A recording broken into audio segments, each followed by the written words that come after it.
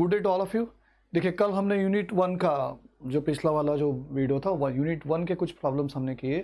देखो मैं फिर से बताना चाह रहा हूँ, यूनिट 2 से हम सॉल्व करेंगे। ये प्रॉब्लम्स या एमसीक्यूज है 2025 रिसेंटली जो जनवरी का सेशन हुआ है उसी से मेमोरी बेस्ड क्वेश्चंस लिए हुए, तो हम ट्राई कर रहे हैं उसका सोल्यूशन आपके पास पहुंच जाए। सो अभी मेरे पास ये मैंने unit 1 unit 2 as per the NT syllabus बनाया हुआ है। तो यूनिट 1 के कुछ प्रॉब्लम्स हमने किए पिछला एक वीडियो में, अभी हम कर रहे हैं यूनिट 2 के प्रॉब्लम्स। सो देखिए पहला प्रॉब्लम मेरे पास आया है ये वाला। सो दिस इज फर्स्ट प्रॉब्लम। देखो ऐसे कैसे डील करेंगे इसको, let us solve it. Okay, इसको सेलेक्ट करते हैं। अब देखिए from a sphere of mass m and cavity from a sphere of mass m and radius r, cavity of this is r by 2 is created. Find the moment of inertia about an axis passing through center of sphere and cavity. तो मुझे निकालना है इसका moment of inertia. We want to calculate moment of inertia it. अब देखिए spear है या disc है, स्पीयर है, तो स्पीयर का मुझे मेजर फार्मूला याद करना पड़ेगा, which is equals to I equals to that is 2/5 mr square. Okay, तो ये मेरा फार्मूला मुझे याद करना चाहिए यहाँ पे, बिकॉज स्पीयर है और उससे अंदर से r/2 का जो होल है वो निकाला गया है। ओके, अब देखिए यहाँ पे सबसे ऐसे प्रॉब्लम्स में सबसे इंपॉर्टेंट चीज़ है उसका मास चेंज होगा, तो वो कितना चेंज होगा या उसका क्या मास रहेगा, that we have to calculate. तो इसका मेन स्पीयर है, उसका मास तो हमें पता है अभी कैपिटल M रहेगा और रेडियस है उसका R, लेकिन इस कैविटी के बारे में हमें निकालना है। तो इसके लिए वो फार्मूला चाहिए, mass is directly proportional to, हमेशा मैं अपने बच्चों को यही बताता हूँ, mass is directly proportional to volume रहेगा इन केस में। तो मेरे पास अगर मास ऑफ स्पीयर है टोटल और इसको हम कैविटी बोल देते हैं, चलो MC मुझे निकालना है, तो यहाँ पे मुझे वॉल्यूम का रेशो लेना पड़ेगा VS/VC। अब वॉल्यूम क्या है, तो यहाँ पे मुझे लेना पड़ेगा MS divide by this capital M। अब वॉल्यूम ऑफ स्पीयर क्या है, तो 4/3 ये होगा M, इसका r3, 4/3 r3, not necessary this M is not there, so 4/3 r3, 4/3 pi r3, this is pi r3, ठीक है। और कैविटी का जो मास है वॉल्यूम है वो होगा पाई, लेकिन देखिए उसका रेडियस क्या है, आप देखिए रेडियस क्या है, r/2 का क्यूब होगा वो। सो ये r/2 का क्यूब, ये तो कट गया, पाई कट गया, तो मेरे पास मास क्या आ रहा है, so mass equal to mass of sphere divided by जो मास है वो मास इज इक्वल टू, अब मुझे मिलता है r3 इट्स ओके, बट 2 का क्यूब मिलेगा। अब 2 का क्यूब है 8, तो वो देखिए यहाँ पे r3 तो कैंसिल हो रहा है, ये होगा वहाँ पे जाके, दैट बिकम्स दियर 8। अब देखिए मास ऑफ स्पीयर ये था, मास ऑफ कैविटी नीचे मैंने लिखा हुआ है मास ऑफ कैविटी, अब ये होता है 8 because this 2 cave jumps. So I want here mass of cavity is equal to, देखिए क्या होता है, मास ऑफ स्पीयर जो मैंने m लिया है m/8, तो ये क्लियर है, मास of cavity is m/8। Okay, mass m/8 हो गया, इसका रेडियस है r/2। अब रेडियस आए मेरे पास, मास भी है, so I have to calculate moment of inertia. Moment of inertia मुझे निकालना है कैविटी को माइनस करके, तो मेरा टोटल मोमेंट ऑफ इनर्शिया रहेगा moment of inertia of sphere minus moment of inertia of cavity, इन दोनों का सब्ट्रैक्शन मुझे करना है। तो I of sphere, so I of sphere is 2/5 mass M into r² minus cavity का जो मोमेंट ऑफ इनर्शिया है वो 2/5, और यहाँ पे मास हमने दे रखा है और निकाला हुआ है हमने m/8, और ये होगा r/2 का स्क्वायर, ठीक है, r/2 का स्क्वायर। अभी इससे हम कंक्लूड कर सकते हैं या कैलकुलेट कर सकते हैं, कैलकुलेशन करना है, mr² लेंगे कॉमन या 2/5 mr² कॉमन लेंगे, तो बचा हुआ वैल्यू है 1 माइनस, देखिए पूरा बाहर आ गया तो 1 माइनस 2/5 तो बाहर लिया था, अब ये 2 का स्क्वायर है और तो 16 आएगा, 1/16। अभी इससे हमें करना है कैलकुलेशन, तो ये कैलकुलेशन होगा। अभी यहाँ पे देखिए 2/5 mr² कॉमन होने के बाद 1 है, और यहाँ पे देखो 2/5 8 इंटू दैट 4 32 होगा, ये 32, सो ये होगा 31/32 that gives us final answer, because देखिए 31 से अभी इसको कैलकुलेट करते हैं, is equal to 2/5 mr square. अब बीच में ब्रैकेट का कैलकुलेशन करिए, तो ये 32 था, 32 minus 1, so that becomes 32 divided by 32, सो मेरा कैलकुलेशन आ रहा है 62 by that 32 into 5 becomes 160 mr square. मेरा आंसर आएगा 31/80 mr स्क्वायर। तो एलसीएम से मुझे आंसर आ गया 31/80 mr square. So option 2 is my correct answer. Option 2 is my correct answer. ठीक है, 31/80 हम निकाल सकते हैं। तो यहाँ पे चीज़ याद रखो, mass is directly proportional to volume से काम होगा। देखिए डेंसिटी सेम है तो मास वॉल्यूम से प्रोपोर्शनल रहेगा। डेंसिटी सेम है, that is the main reason behind this. Okay, so this is the solution of this first problem of unit 2। अब देखिए आगे क्या है, there is this problem, the displacement of a particle moving under the action of force, that is the force given to you. ये force दे रखा है F equal to 2I plus BJ plus K। अब उसके बाद यहाँ पे distance भी अपने पास I plus J plus K। लेकिन निकालना क्या है, वैल्यू ऑफ B में इंटरेस्ट है, लेकिन कंडीशन देखिए work done by the force is 0। अब वर्क डन, पहले तो सोचो वर्क डन क्या है, उसको तो 0 रखेंगे हम। सो पहले हम सोच सकते हैं वर्क डन क्या है। Work done is always equal to force dot this S, force dot S, या डी यहाँ पे नोटेशन दिया है तो डी लीजिए, ये हम डी कर सकते हैं, फोर्स डॉट डी। ओके, ये इक्वल टू 0 रखना है, तो 0 इक्वल टू, अभी यहाँ पे मेरा फोर्स क्या है, यहाँ पे फोर्स है 2I कैप प्लस देखिए BJ कैप प्लस देखिए K कैप, डॉट करिए I प्लस ये J और ये प्लस K। अब मुझे करना है इसका product, dot product. So 2 I हो गया, I डॉट I कभी भी 1 रहता है, सो 2 इंटू 1 दैट इज 2। अब B से मल्टीप्लाई करो B हो जाएगा, और K से मल्टीप्लाई करो K हो जाएगा। अब देखो आंसर है 0 is equal to B plus 3, और ये मेरा आंसर आएगा B इक्वल टू -3। तो ये मेरा आंसर आएगा B equals to -3। Okay, so B equal to -3 is my answer. इस तरह से B इक्वल टू -3, ये ऐसे आ गया। तो यहाँ पे कंडीशन था work done by the force is 0, तो हमने वर्क डन को 0 रख दिया है और उसका डॉट प्रोडक्ट लिया हुआ है। अब देखिए pendulum of mass m/2 is release from the given situation. देखिए m/2 से ये m/2 का जो मास है ये ऐसे यहाँ पे जा रहा है from the given situation. Find the speed of the another pendulum after the collision.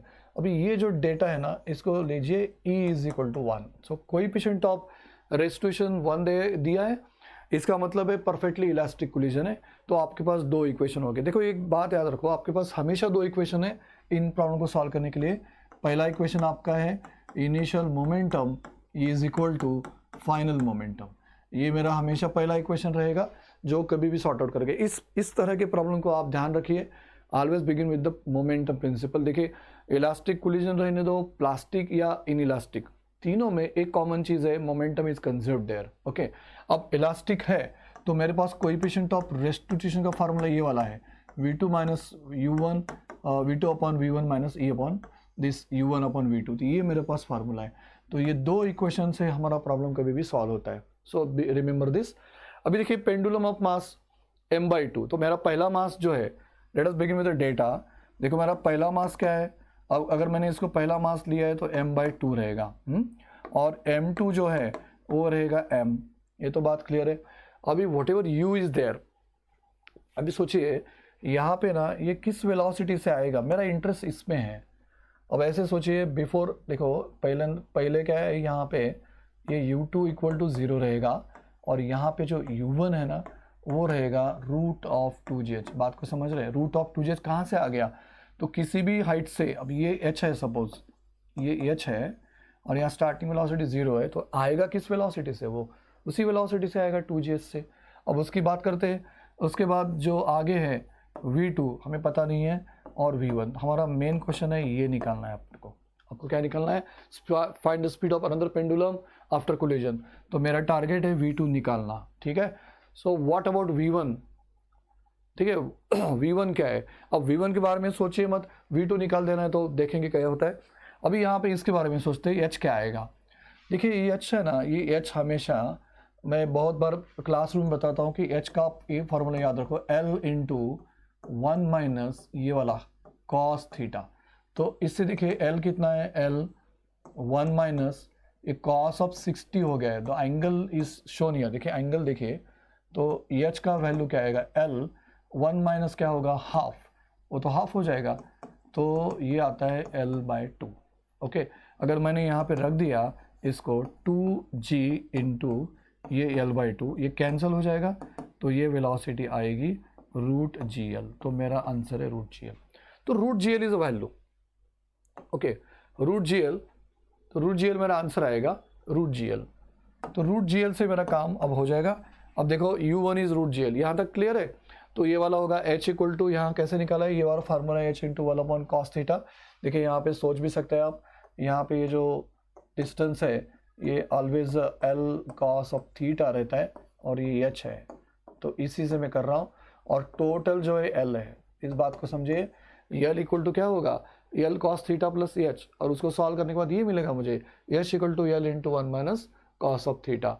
इसको अगर चाहिए डिटेल में तो मैं यहाँ पे लिख रहा हूँ, एल इक्वल टू क्या होगा, L cos theta plus H होगा। मुझे इंटरेस्ट एल में, एच में है, तो एल माइनस ये होगा L cos of theta, so H equal to 1 bracket 1 minus cos of theta, so this is nothing but L into 1 minus cos of theta. ये मेरा आंसर, ठीक है। इससे आगे जाएंगे रूट जी एल। अब मेरे पास दो इक्वेशन है, तो मैं सॉल्व करूंगा पहले एक इक्वेशन से। Let us continue with initial momentum. देखिए initial momentum is equal to final momentum. What is the formula, formula आएगा m1 u1 plus m1 u1 plus m2 u2 is equal to m1 v1 plus m2 v2। देखिए masses तो हमें पता है, m1 का मास कितना था, m/2 था, तो मैं यहाँ पे रख रहा हूँ m/2 और इसकी वेलोसिटी रख दे रहा हूँ root G L. Okay, velocity क्या है, root G L, that velocity is root G L there. Okay, u1 की वैल्यू रूट जी एल है, पहले मास की वेलोसिटी। दूसरे मास की वेलोसिटी 0 है, बिकॉज उसकी u2 0 था तो उसका पूरा टर्म 0 होगा। और यहाँ पे क्या होगा, पहला मास है m/2, वेलोसिटी v1 रहेगी, दूसरा मास m है, ये v2 रहेगी। लेकिन यहाँ पे क्या होगा, ये m को कैंसिल कर दीजिए, m कैंसिल करिए, सो ये m गया, यहाँ से मल्टीप्लाई m, तो मेरा इक्वेशन है, मिल गया मुझे root G L by 2 is equal to, देखिए v1 अपॉन v2 प्लस ये v2 आएगा। अब मैं यहाँ पे एक सिंप्लीफाइड इक्वेशन बनाऊंगा। सिंप्लीफाइड इक्वेशन ऐसे बनाऊंगा, इस इक्वेशन को 2 से मल्टीप्लाई कर रहा हूँ मैं, 2 से मल्टीप्लाई, अगर 2 से मल्टीप्लाई करता हूँ तो मेरा आएगा रूट जी एल, देखिए 2 कैंसिल हो गया, और इज इक्वल टू क्या हो गया v1 और ये आ गया 2v2, ये मेरा पहला इक्वेशन होगा। So root G L is equal to v1 plus 2v2, ये मेरा पहला इक्वेशन आएगा।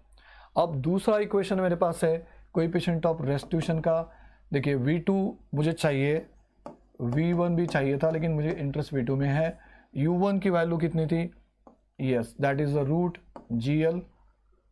जी एल यहाँ पे है, और -0। ई का वैल्यू 1 है बिकॉज इलास्टिक कोलिजन है, तो मेरा इक्वेशन आएगा और एक v2 minus v1 is equal to, देखिए रूट जी एल, ये मेरा इक्वेशन नंबर 2 है। बस मुझे अब दो इक्वेशन को सॉल्व कर देना है, इन दोनों इक्वेशन को सॉल्व करना है, इन दोनों को, और उससे मुझे आंसर आएगा।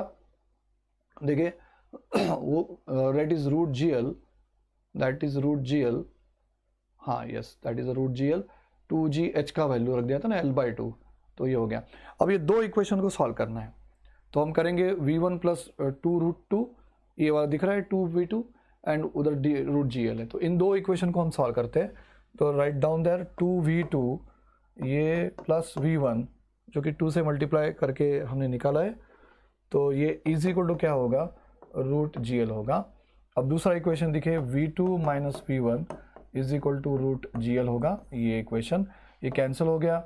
अभी यहाँ पे होता है 3v2 और ये आएगा 2 रूट जी एल, दोनों का एडिशन, तो मेरे पास v2 का आंसर आएगा 2/3 रूट ऑफ जी एल, तो ये मेरा आंसर है 2/3 रूट ऑफ जी एल, तो ये ऑप्शन करेक्ट है। So this is how to solve this particular numerical. Okay, so answer तक आ गए हम 2/3 रूट जी एल। तो यहाँ पे सोचना था ये दो इक्वेशन, याद रखो ये बात, learning of the problem is that ये आपके पास दो इक्वेशन है, momentum, initial momentum equal to final momentum और कोएफिशिएंट ऑफ रेस्टिट्यूशन का फार्मूला आपके पास हमेशा रहेगा, ठीक है। This is how to solve this. अब देखिए which of the two physical quantities have the same dimension. देखो ये पूरा हलवा प्रॉब्लम है। एंगुलर मोमेंटम और प्लैंक्स कांस्टेंट का formula famous, L equal to देखिए एन एच अपॉन 2 पाई, इन दोनों को कोई डायमेंशन नहीं है तो यल और एच का डायमेंशन सेम रहेगा। तो ये angular momentum and Planck's constant. अब आगे चेक भी कर लेते हैं। देखिए torque and momentum inertia same कैसे रहेंगे, टाउ इक्वल टू तो आई अल्फा था तो सेम रहने वाला नहीं है, बिकॉज मोमेंट ऑफ इनर्शिया अलग है। टाउ इसका यूनिट है किलोग्राम मीटर स्क्वायर और ये है न्यूटन मीटर, तो ये आने वाला नहीं है। You can this is kilogram metre per, देखिए सेकेंड स्क्वायर का टर्म ही नहीं है यहाँ पे तो इक्वल नहीं आएगा। इम्पल्स अलग चीज़ है, इम्पल्स क्या रहती है force into that is Newton second, और ये है तो न्यूटन मीटर, फिर से सेकंड का गैप आएगा। मोमेंटम वर्क डन में देखिए ये मास इंटू वेलोसिटी है और ये फोर्स इंटू डिस्प्लेसमेंट है, तो यहाँ पे देखिए किलोग्राम मीटर पर सेकंड, ये न्यूटन सेकंड आ रहा है। चलो इसको चेक करते हैं, किलोग्राम मीटर पर सेकंड स्क्वायर इंटू सेकंड, ये तो सेकंड आ गया, इसमें किलोग्राम मीटर। देखिए मोमेंटम एंड वर्क डन पूछ रहा है, work done is what that Newton second. Angular momentum and Planck's constant having the same unit because H and L R joule second. और angular momentum का unit देखते हैं क्या होता है। एंगुलर मोमेंटम का यूनिट क्या है, momentum into distance, linear momentum into distance. What is linear momentum, kilogram metre पर सेकंड इंटू और एक मीटर आ गया, और एक मीटर आ गया, तो ये होता है किलोग्राम मीटर पर सेकंड इंटू मीटर। तो किलोग्राम मीटर पर सेकंड इज नथिंग बट, देखिए यहाँ पे क्या यूनिट आ गया, किलोग्राम मीटर का स्क्वायर डिवाइडेड बाय सेकंड। अब एच का यूनिट था जूल सेकंड, तो ये आता है newton metre second. Newton metre second मतलब किलोग्राम मीटर पर सेकंड स्क्वायर, ऑलरेडी एक मीटर है और यहाँ पे एक सेकंड है, तो देखिए किलोग्राम मीटर स्क्वायर और नीचे वाला एक सेकंड, तो ये होगा सेम। सो एंगुलर मोमेंटम और प्लैंक्स कांस्टेंट ये हो गया सेम। और टू फिजिकल क्वांटिटी मतलब ये मोमेंटम हो गया, ये दोनों सेम नहीं रखते, तो these are two answers 1 and 4, momentum and work done having the same unit. देखिए कैसे देखते हैं।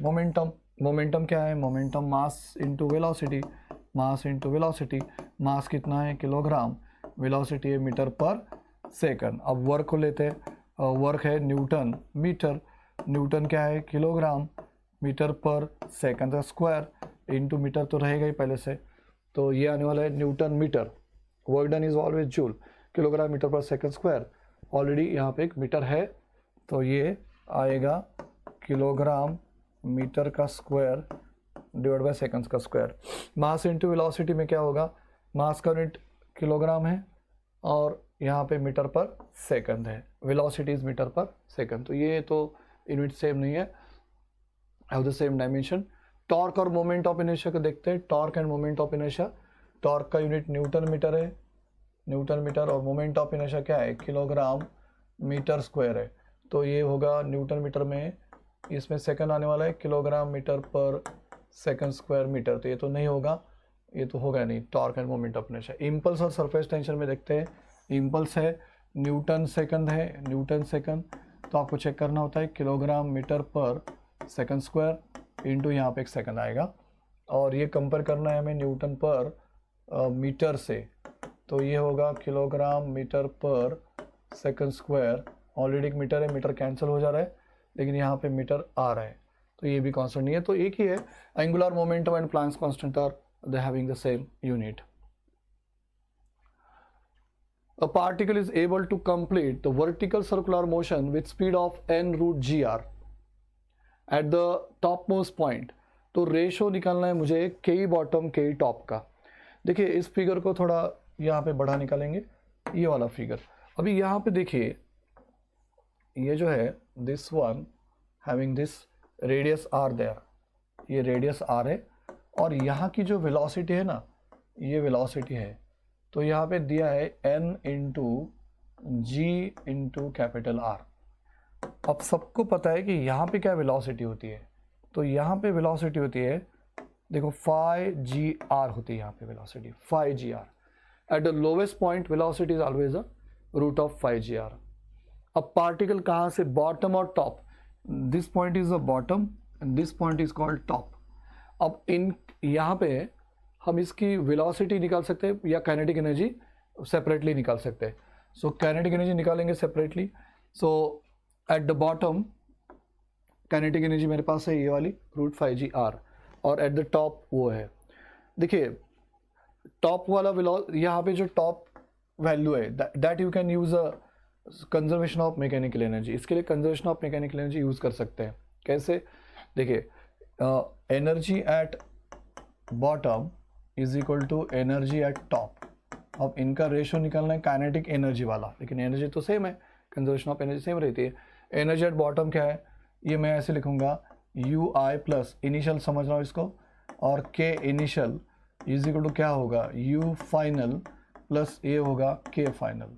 ठीक है, यू आई प्लस के आई इज इक्वल टू, देखिए यू वी एफ प्लस के एफ.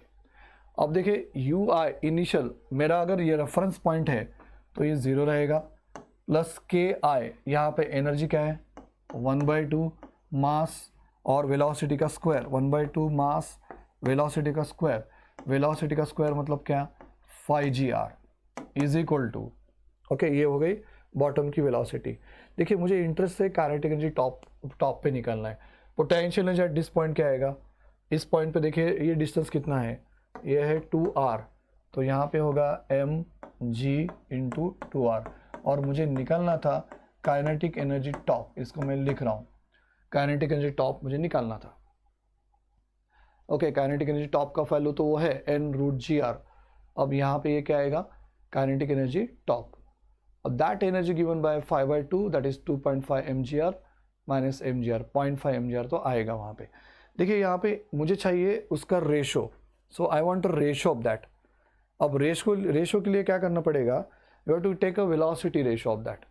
देखिए वी बी स्क्वायर में इंटरेस्ट रहेगा क्योंकि तो मुझे रेशो चाहिए काइनेटिक एनर्जी बॉटम का वैल्यू और टॉप का वैल्यू. ओके बॉटम और टॉप का वैल्यू.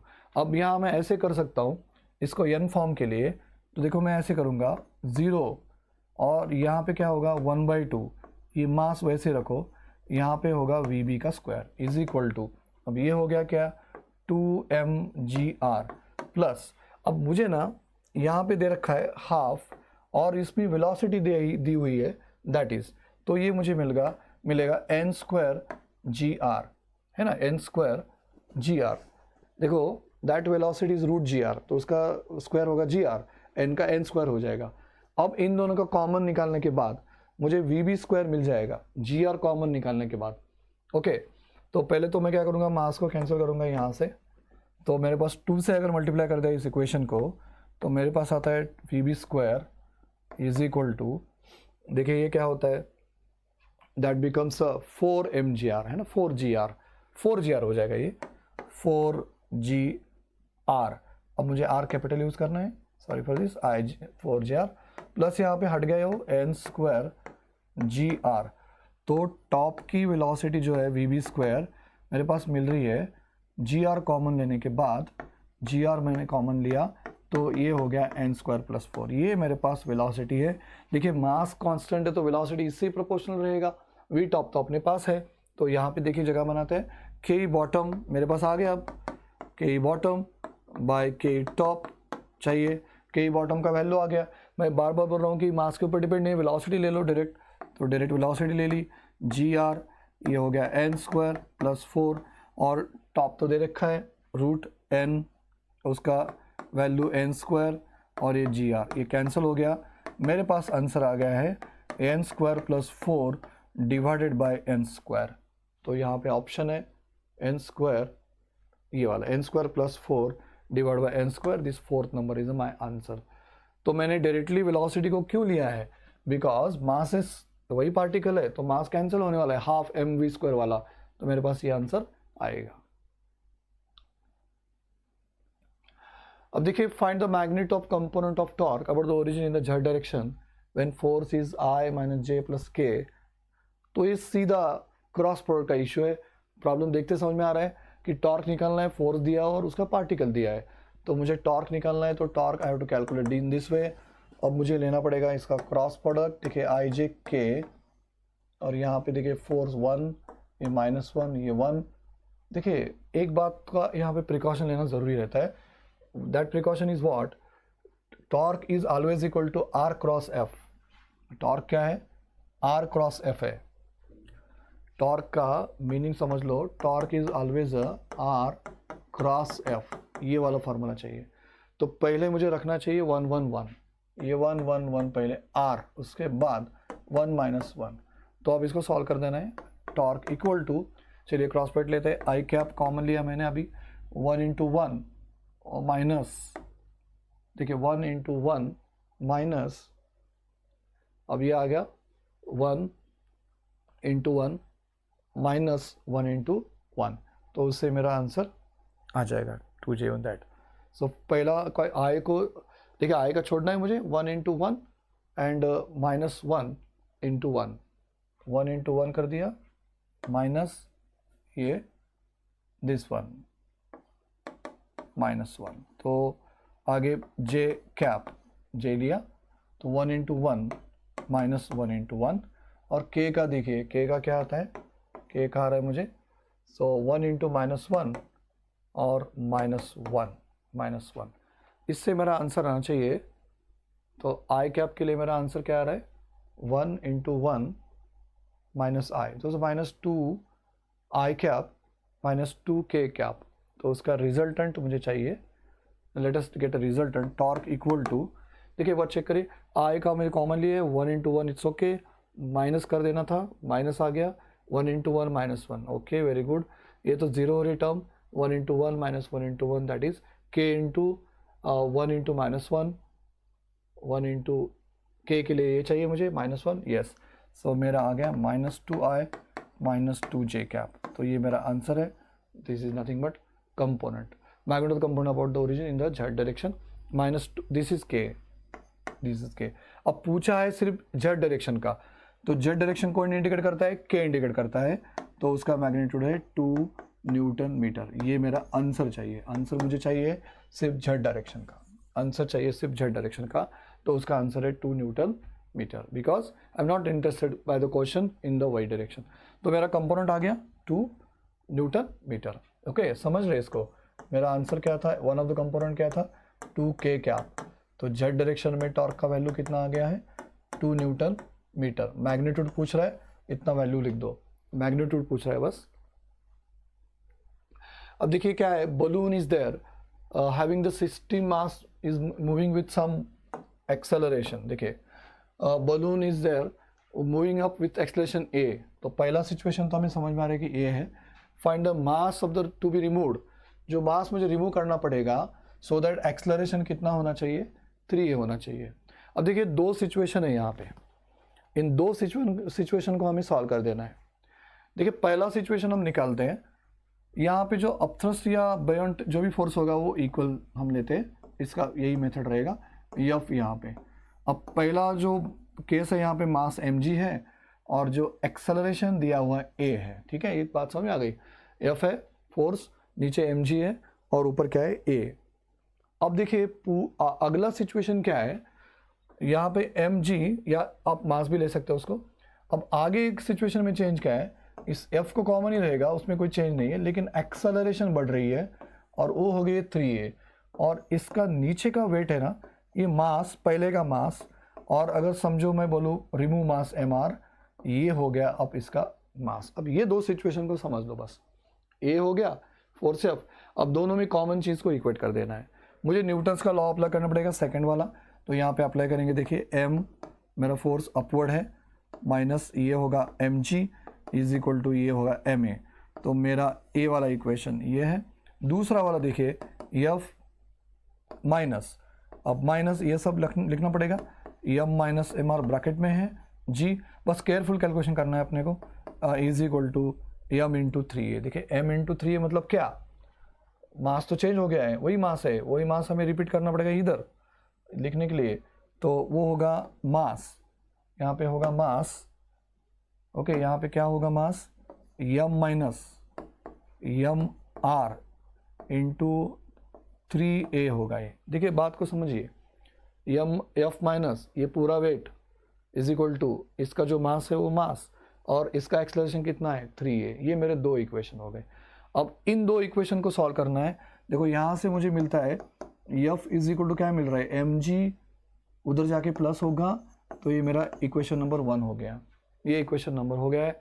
अब यहाँ से थोड़ा केयरफुल इक्वेशन लिखो, एफ इक्वल्स टू ये पूरा मास वहाँ पे है M minus M R into देखिए 3a, और ये पूरा हो जाएगा प्लस वहाँ पे जाके प्लस इन ब्रैकेट वही मास है M minus M R into G. ये हो गई एफ की इक्वेशन। अब ये दोनों हो गई इक्वेशन एफ की। अब मुझे इक्वेट करना है, बस इनको इक्वेट कर देना है। तो देखें क्या होता है, तो मेरे पास है इधर साइड में M G plus M A. देखो this side is M G plus M A, और उस साइड में मुझे अभी ब्रैकेट मल्टीप्लाई करके लेके जाना है। देखिए M into 3a, M into 3a minus M R 3a, ठीक है, प्लस प्लस होगा M into G minus M R into G. Okay, carefully देखिए because we have to deal with that. देखो यहाँ पे एम जी का cancel तो हो गया है, एम जी तो कैंसिल हो रहा है, तो मुझे मिल रहा है M A is equal to M into 3a। अब मुझे करना क्या है, मेरा इंटरेस्ट किस में है, तो मुझे निकालना है कि कितना मास टू बी रिमूव, मतलब एम आर में इंटरेस्ट है मेरा। तो आप एम आर एक साइड लेके जाओ, एम ए देखो यहाँ पे आ गया हुआ है, ये एम 3a, दोनों इक्वेशन में एम मास है, यहाँ पे एम आर वाली क्वांटिटी ये 2 है। अब इन दोनों को इक्वेट कर देना है, तो इसको सॉल्व करते हैं। चलो एम ए इधर लिया मैंने ये हो गया आपका 3ma इज इक्वल टू, इधर माइनस को कॉमन ले लिया है मैंने, तो ब्रैकेट में क्या होगा 3a होगा, और देखिए प्लस g होगा, और यहाँ पे मास रिमूव होगा। ठीक है, तो ये मेरा आने वाला है 2ma is equal to minus in bracket 3a plus g mass of this. ये कैंसिल हो रहा है, और मेरे पास आंसर आएगा अभी 2ma डिवाइडेड बाय, देखिए divided by 3a plus g। तो ये मेरा आंसर होना चाहिए 2ma upon 3a upon g। कहाँ पे ऑप्शन देखिए, ये वाला पहला ऑप्शन करेक्ट है। M R equals to 2ma upon 3a plus g, 3a plus g, this is what you call it answer. देखिए इसको ऐसे सोचना है, इस तरह बलून वाला।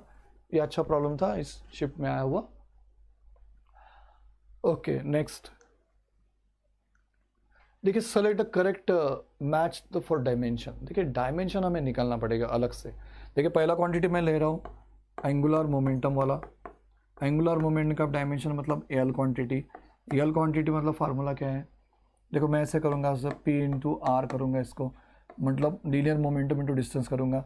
लीनियर मोमेंटम है किलोग्राम मीटर पर सेकंड, और इस आर का यूनिट है मीटर, तो ये आने वाला है दैट इज किलोग्राम मीटर का स्क्वायर बाय सेकंड। तो ये बनेगा M raise to L, L raise to 2, T raise to minus 1। ये मेरा डायमेंशन होगा।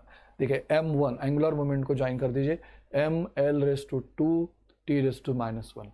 तो ये मुझे मैच मिल गया यहाँ पे, M L raise to T raise to minus 1। अब फोर्स चाहिए मुझे, फोर्स का डायमेंशन मुझे पता है, यूनिट पता है अपने को, न्यूटन है, तो होगा किलोग्राम मीटर पर सेकंड स्क्वायर। चलिए डायमेंशन लिखते हैं, M raise to 1, L raise to 1, T raise to minus 2, very famous dimension. M raise to 1 कहाँ देखिए, एल रेस टू 1 देखिए, टी रेस टू माइनस 2, तो मेरा ये होना चाहिए मैच। ओके, एनर्जी जो है, एनर्जी का यूनिट है जूल, एनर्जी का यूनिट जूल है, जूल मतलब न्यूटन मीटर, न्यूटन मीटर का मतलब किलोग्राम मीटर पर सेकंड स्क्वायर इंटू मीटर। तो मेरे पास आ गया है kilogram metre square by second square. So M raise to 1, L raise to 2, T raise to minus 2, ये होगा मेरे पास m1 L raise to 2, T raise to minus 2, T raise to minus 2, M raise to 1। Energy के लिए क्या चाहिए, Newton metre kilogram metre पर second square into metre, kilogram हो गया, मीटर का स्क्वायर हो गया, वो तो हो गया M raise to 1, L raise to 2, और T⁻⁻² होना चाहिए, T⁻²। मुझे लगता है शायद ये होगा कंपोनेंट इसका। सो एनर्जी के लिए ये होगा। बचा हुआ प्रेशर है, चलो निकालते हैं उससे। प्रेशर इज व्हाट, न्यूटन पर मीटर स्क्वायर, तो ये होगा किलोग्राम मीटर पर सेकंड स्क्वायर उसका मीटर स्क्वायर। तो प्रेशर होगा देखिए किलोग्राम, 1 मीटर बच रहा है नीचे, तो मेरा डायमेंशन होगा m⁻⁴ L⁻⁴ देखिए T⁻², m1 L1 m1 kilogram, दो के पीछे L⁻⁻1 होना चाहिए, नीचे m⁻⁴ L⁻⁻T⁻², तो प्रेशर का ये होना चाहिए। तो इस तरह से देखिए आप, तो आंसर मुझे मिल रहा है ए का, जो ए है एंगुलर मोमेंटम दैट गिव्स अस 2, और ये जो बी है वो दे रहा है मुझे 1, तो ऑप्शन आप ढूंढ लीजिए। सी जो है वो मेरा 4 आ रहा है, और डी जो है वो मेरा आ रहा है 3। तो ऐसा कौन है? द ऑप्शन इज दैट ए का 2, बी का 1, सी का 4 और डी का 3। तो ये थर्ड ऑप्शन इज करेक्ट। तो ठीक है, this is very quite, you have to know the units of quantities, तो इससे हमें यूनिट मिल जाएंगे। आगे चलते हैं। अभी देखिए थ्योरेटिकल क्वेश्चन है, work done by central force is independent of path. देखिए work done by central force का मतलब कंजर्वेटिव फोर्स, और वो हमेशा पाथ पे डिपेंड नहीं रहता है। तो वर्क डन बाय कंजर्वेटिव किसके ऊपर डिपेंड रहता है? Work done by central force is always depends upon, देखिए depends upon initial and final point, तो इनके ऊपर डिपेंड है, इनिशियल एंड फाइनल पॉइंट। तो ये तो करेक्ट स्टेटमेंट है। Work done by central. Potential energy is associated with every force, ये नहीं है। पोटेंशियल एनर्जी सबसे एसोसिएट नहीं रहता है। देखिए कंजर्वेटिव फोर्स के प्रॉपर्टी देखिए, कंजर्वेटिव फोर्स मतलब ग्रेविटेशनल फोर्स, इलेक्ट्रोस्टैटिक फोर्स और स्प्रिंग फोर्स, इनके वर्क डन पाथ पे इंडिपेंडेंट, देखिए पाथ पे इंडिपेंडेंट रहते और इनिशियल पोजीशन पे डिपेंड रहता है, और इनके साथ एक एनर्जी रहती है that is a potential energy. तो एवरी फोर्स के साथ पोटेंशियल एनर्जी नहीं रहेगी। So assertion is correct but reason is incorrect. Okay, या आप बोल सकते हैं असर्शन इज करेक्ट, वो तो करेक्ट है assertion. Both assertion not correct, assertion is incorrect, no that is correct. तो यही आंसर होगा, assertion is correct, reason is incorrect, वो रीजन इनकरेक्ट है। आगे जाते हैं। देखिए वो जो है वो बाद में कवर होगा, because that is fall in the other categories. A solid sphere and hollow sphere roll down purely equal distance on the same inclined plane. देखिए ये सोचने वाली बात है। अब सोचते कैसे है, आपके पास दो स्फीयर है, सॉलिड स्फीयर और होलो स्फीयर, इनको कंपैरिजन करना है। कंपैरिजन ऐसे करना है कि इनके एक्सलरेशन के बारे में सोचिए। एक्सलरेशन का फॉर्मूला क्या है?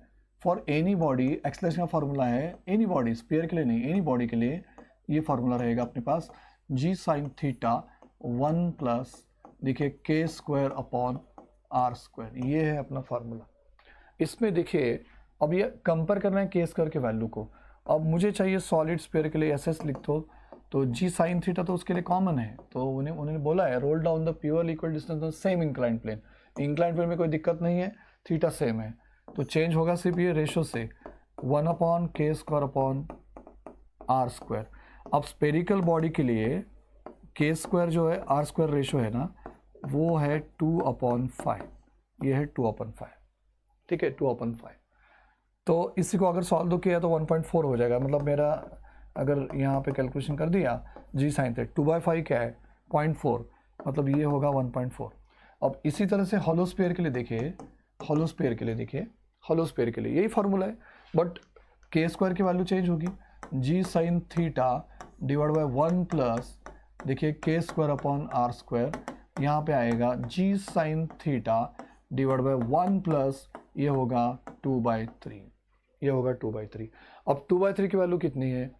2/3 is nothing but that is 0.66 है ना, 2/3 इज दैट गिव्स अस 2/5 0.4 देगा हमें, 2/3 मुझे देगा 0.6, 20 बाय आप 3 कर लो तो आपका आंसर आएगा 6.67, यस दैट इज 0.667। तो ये आंसर आता है g साइन ऑफ थीटा। सोचो अभी 1.66 होता क्या है कि g sine theta quantity common है, देखो इसको, इसके सॉलिड स्फीयर को डिवाइडिंग फैक्टर क्या है, 1.4 छोटा है, इसको डिवाइडिंग फैक्टर ज़्यादा है, तो मेरा कंक्लूजन होगा इसका एक्सलरेशन किसका एक्सलेशन ज़्यादा होगा, डिवाइडिंग कम क्वांटिटी वाला ज़्यादा होगा।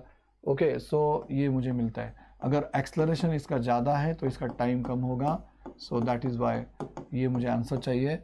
अब यहाँ पे T1 T2 इन्होंने दिया हुआ है, सॉलिड का T1 है, मतलब मेरा आंसर आने वाला है T1 is less than T2, ये आंसर आएगा। So as per that acceleration और टाइम का relation that is opposite to each other. अब देखिए solid sphere rolls without slipping on a horizontal plane, what is the ratio of translational kinetic energy to the rotational kinetic energy निकालना है। यहाँ पे rotational और translational और rotation का ratio निकालना है, लेकिन किससे डील कर रहे हैं, सॉलिड स्फीयर से। So just remember the formula of solid sphere 2/5 mr²। तो मुझे चाहिए ratio kinetic energy translational by kinetic energy rotational. Kinetic energy translation formula है 1/2 मास इंटू इसका वेलोसिटी स्क्वायर, और इसका आता है 1/2 I ओमेगा स्क्वायर, ये मेरा फार्मूला है। अब देखिए इसमें तो 1/2 हटा देंगे, सो यहाँ पे होगा m v का स्क्वायर, और ये I, what is I, moment of inertia क्या है 2/5, और m r square omega square. देखिए किसी तरह से रेशो चाहिए ना मुझे, तो मुझे ये करना पड़ेगा m v को मैं रख सकता हूँ, v को मैं रख सकता हूँ r ओमेगा, v को मैं रख दूंगा r ओमेगा, तो ये आएगा m r square omega square, capital R लेते, divided by 2/5 m r square omega square. m से m हट गया, r से गया, सो रेशो मिल रहा है मुझे 5/2। This 5/2 is answer. ओके, तो ये where is that's 5/2 is answer. देखिए 5/2 आंसर आएगा, ट्रांसलेशन टू रोटेशन का ratio, this ratio is 5/2। So simple formula से हमने ये सॉल्व किया, तो 5/2 इज आंसर। अब देखिए there is a conical pendulum. अब देखो दो टाइप के पेंडुलम हमें पता है, one is a simple pendulum जो वर्टिकल सर्कल करता है, और कोनिकल पेंडुलम क्या करता है, हॉरिजॉन्टल सर्कल करता है, दिस हॉरिजॉन्टल सर्कल करता है। ठीक है, अब ये हॉरिजॉन्टल सर्कल करेगा तो मेरे पास ये ऐसे सेलिंग रहेगा इधर। अब देखिए यहाँ पे कोनिकल पेंडुलम निकालने की कोशिश कर रहा हूँ मैं, यहाँ पे कई पॉइंट होगा तो मैं ये सर्कल, कोनिकल पेंडुलम कभी भी हॉरिजॉन्टल सर्कल करेगा, कभी भी क्या करेगा, हॉरिजॉन्टल सर्कल करेगा। तो यहाँ पे ये मैंने ज्वाइन कर दिया, यहाँ पे ये मैंने ज्वाइन कर दिया, तो मेरे पास अब इसकी एफबीडी आ गई है।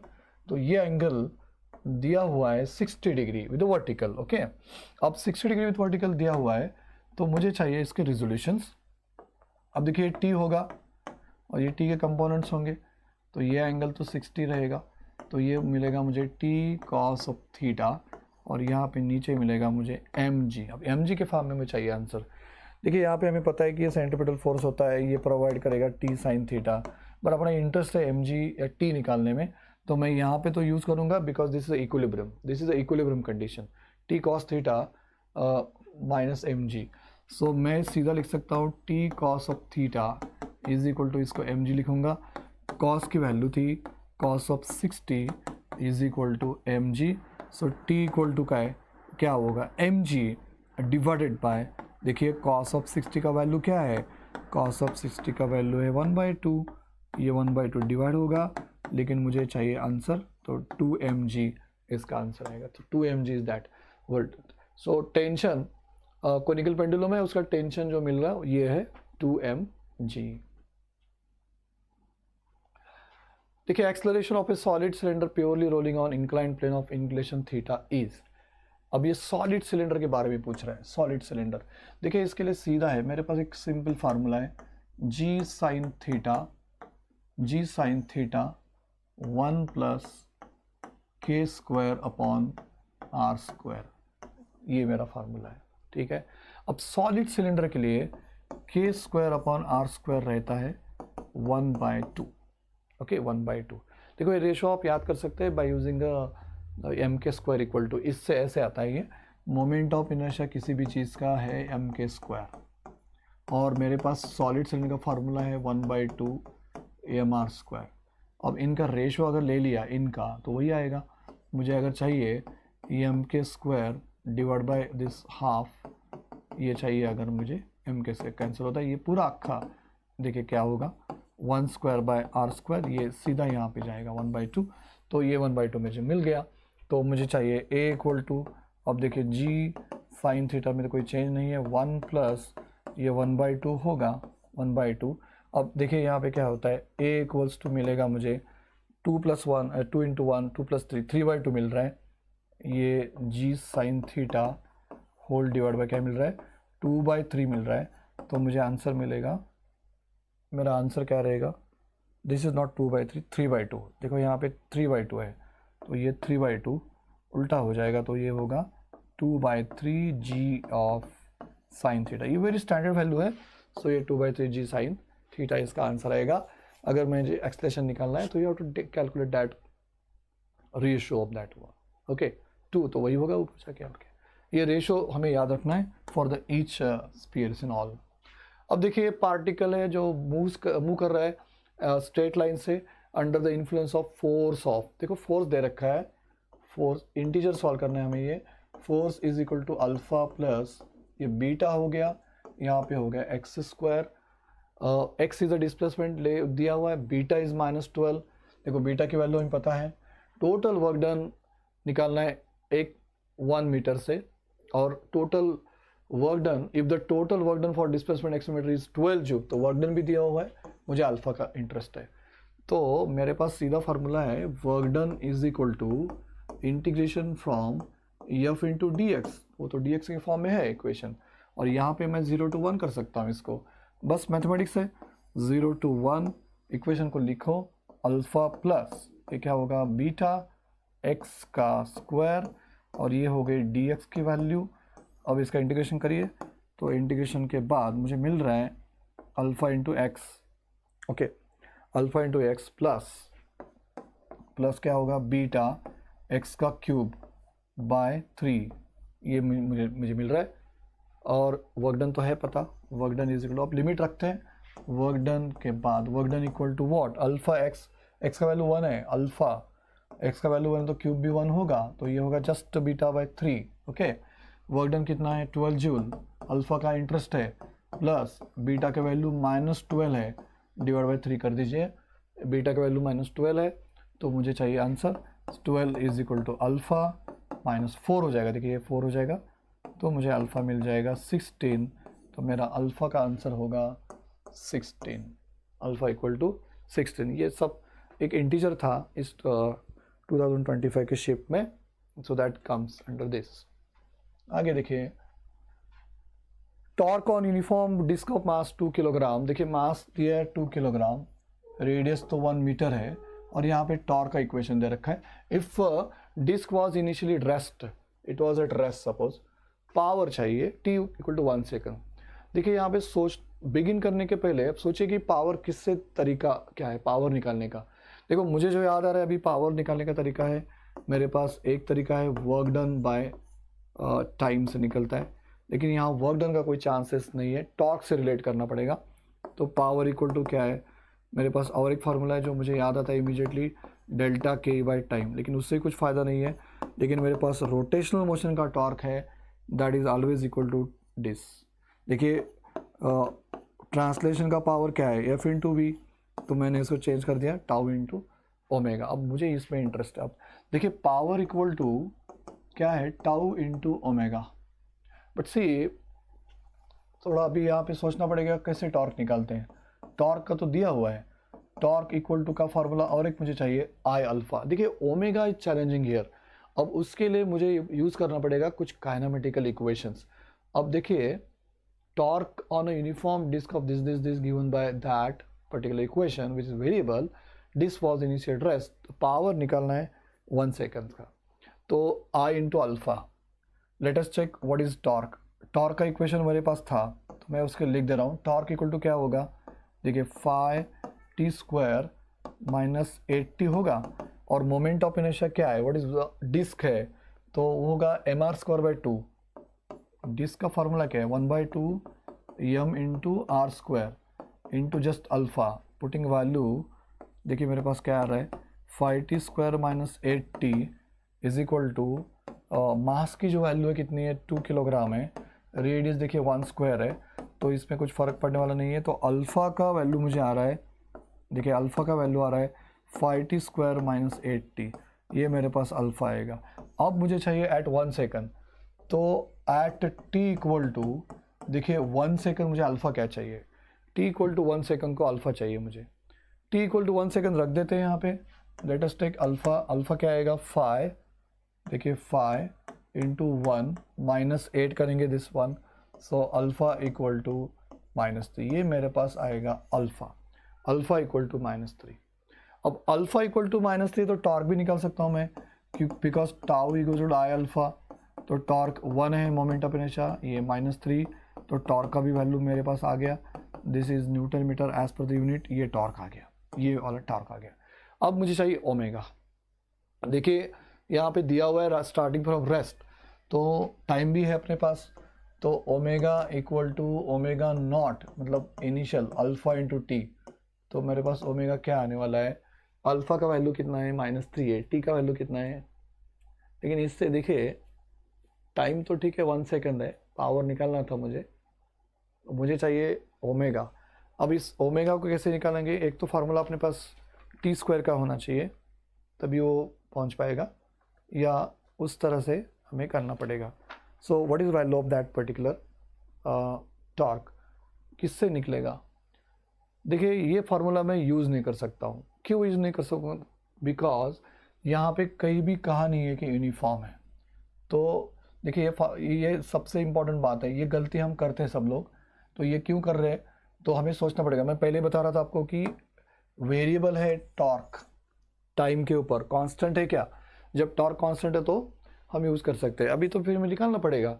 तो मेरे पास फार्मूला है अल्फ़ा इक्वल टू ये वाला D omega by D T का, तो मैं यहाँ से निकालूंगा ओमेगा अल्फ़ा डीटा टी, तो मुझे चाहिए integration D omega integration alpha D T, और 0 to 1 सेकंड मेरे पास टाइम है, तो निकाल दीजिए।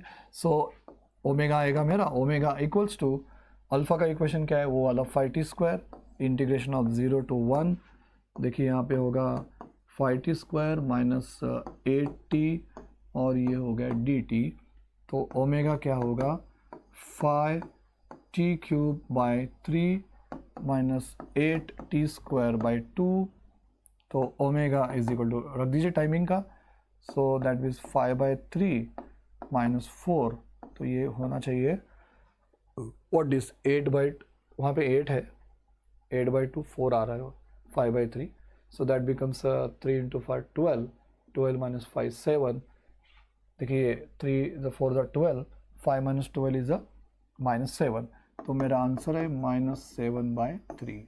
अब ये ओमेगा है, पावर चाहिए, देखो यहाँ पे आ जाइए, टॉर्क की वैल्यू कितनी है -3 और ये वैल्यू कितनी है -7/3, कट हो गया माइनस, तो मेरा आंसर है 7 watt is answer. So in this way you have to calculate this particular power calculation, okay. तो पावर के लिए हमें इसे निकाल देना है 7 वाट, दिस इज आंसर।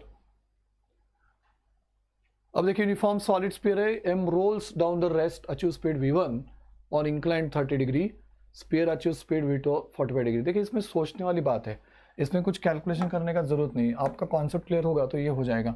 देखिए what is the formula of velocity, velocity का फार्मूला है मेरे पास √2gh अपॉन 1 प्लस देखिए k square upon r square, तो इनमें कुछ भी चेंज नहीं हो रहा है। एक तो सबसे पहले याद रखो v is not depend upon theta, तो यहाँ से कुछ चेंज होने वाला है नहीं। देखिए when release from the same height भी है, देखो हाइट भी सेम है, ये सब तो सेम ही रहेगा, तो यहाँ पे इसका रेशो 100% 1 आने वाला है, ये 1 इज आंसर, क्यों तो v is not depend upon theta, तो v डिपेंड ही नहीं है, तो उसका रेशो 1 ही आएगा। There is a force field, अब देखिए फोर्स दिया हुआ है, तो इस फोर्स को लिख लेते हैं, फोर्स इक्वल टू देखिए x cube y I cap plus y square j cap, in which particle moves around the x equal to y। अब देखो कंडीशन दिया हुआ है कि x इक्वल टू y रख देना है हमें, तो या तो आप उसको x पे कन्वर्ट कर दीजिए या y में कन्वर्ट कर दीजिए। So as a particle moves from 0 0 to 2 2, ये मुझे चाहिए यहाँ पे। Want to calculate work done. अब वर्क डन चाहिए तो इसका मुझे करना पड़ेगा इंटीग्रेशन, तो वर्क डन इंटीग्रेशन करना पड़ेगा और लिमिट लेना है 0 to 2 से। ओके पूछ रहा है देखिए find the work done by the force as the particle moves from.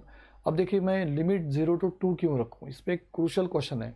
अब 2 है तो मैं क्यों नहीं कर रहा हूँ, तो मुझे x को y में कन्वर्ट करना पड़ेगा। अगर x को y में कन्वर्ट करना है तो मेरा इक्वेशन एक ही आएगा ना, तो ये क्या होगा देखिए एक्स क्यूब इंटू एक्स हो जाएगा ये, और यहाँ पे हो जाएगा एक्स स्क्वायर, ये जे कैप आई कैप तो रहेगा वहाँ पे। सो मेरा इक्वेशन एफ का आएगा X raise to 4 I plus X raise to square this, ये मेरा इक्वेशन आएगा। अब इस इक्वेशन को मुझे करना है इंटीग्रेशन, क्यों तो मुझे चाहिए work done. Integration from F into D x करूँगा मैं, बिकॉज लिमिट अब मैं कॉन्फिडेंस रखता हूँ 0 to 2, लेकिन मुझे सब मैंने एक्स में कन्वर्ट कर लिया है। तो अभी यहाँ पे देखिए इसका इंटीग्रेशन कर देंगे। इंटीग्रेशन इक्वल टू क्या होगा, इस इंटीग्रेशन में 0 to 2 ये लिमिट है और वैल्यू रख दीजिए X raise to 4 I plus X raise to square, ये होगा डी एक्स। तो work done equal to X raise to 5 upon 5 plus X raise to cube by cube, और लिमिट रख देना है, अभी लिमिट रख देना है 0 to 2। तो W is equal to your answer is watt 2 raise to 5 by 5 plus 2 raise to cube by 3, ये मुझे आंसर देगा आफ्टर कैलकुलेशन। देखिए क्या करता है कैलकुलेशन, 2 रेस टू 5 लेना है बाय 5 और यहाँ पे 3 है एड बाय 3, तो this calculation gives me answer 32 by 5, ये तो 532 हो गया ना, 32 बाय 5 प्लस 8 बाय 3, इनका एलसीएम निकाल दीजिए तो क्या होता है, दिस इज 5 3 15, ये होगा 15 और वहाँ पे मल्टीप्लिकेशन होगा 32, that becomes do that calculation 15, तो 3 इंटू 32 इंटू 5 इंटू 8, ये मुझे मिलता है 136। तो मेरा आंसर है ये 136 बाय 15। ओके 136 बाय 15 मेरा आंसर रहेगा। In this way to calculate.